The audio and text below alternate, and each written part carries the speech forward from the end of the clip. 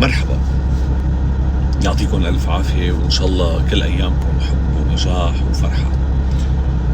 أنا بالعادة ما بحب أطلع أحكي بهاي الأمور ولا بحب أتدخل بهاي الأمور، بس استفزني كتير كلام ما تسمي نفسها أو بين قوسين الإعلامية نضال الأحمدية. أنت يا ست نضال لا تمثلي لبنان العظيم حتى تحكي عن باسم لبنان. لا تمثلي لا جبران خليل جبران، ولا تمثلي فيروز، ولا تمثلي وديع الصافي، ولا تمثلي و إلى آخره، والقائمة تطول من عظماء لبنان. ومثل ما في عظماء بلبنان أكيد في عظماء بسوريا، وفي عظماء بالأردن وفلسطين والعراق والخليج ومصر و إلى آخره كمان، والقائمة تطول. فبالتالي يا ست نضال أشياء ما بتفهمي فيها وأعلى من مستوى تفكيرك، وأكيد الشعب السوري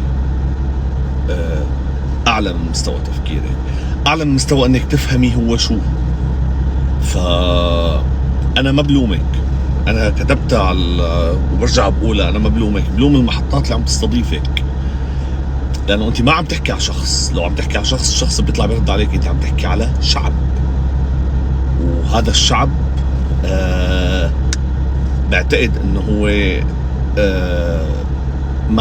ما قرب صوبك ولا اذاكي.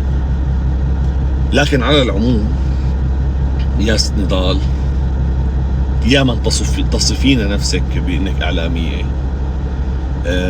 بعتقد انه انت ما عندك اي يعني 1 2 الاعلام، زائد انك انت لا تمثل الشعب اللبناني العظيم، لأنه محبتنا ومودتنا للشعب اللبناني، ونحن بنعرف إنه الشعب اللبناني بيمدلنا بنفس المحبة. فأنت لا تمثلي بلدك، ولا تمثل وبتطلعي بتحكي نحن اللبنانيين.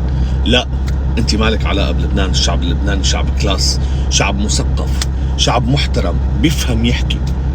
فتركي السوريين، لا إلك غير مكان تلعبي فيه، لأنه مالك أدنى.